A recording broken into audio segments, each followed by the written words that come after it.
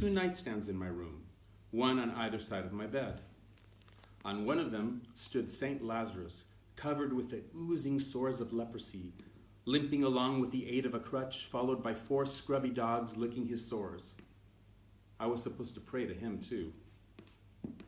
On the other nightstand stood the Virgen del Cobre, an apparition of the Virgin Mary in eastern Cuba, rising like Godzilla out of the Caribbean and hovering over 3 tiny men in a dinghy.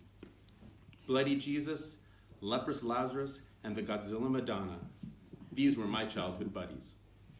So what if the other kids on the block got to share their rooms with Mickey Mouse or the Flintstones, right? I shared my room with the real masters of the universe. I could actually talk to my roommates without feeling stupid, and supposedly mine could answer. Eventually, I got used to the statues. What I never got used to was the altar at the foot of my bed. This was where my parents lit candles and offered food to the saints. It works like this. First, you take a small table and drape a white sheet over it.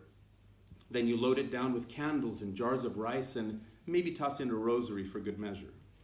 Then you make daily offerings of fruit, usually tropical, or cigars in a jar of water. One of these was put under my bed every other week, or maybe some chicken's blood.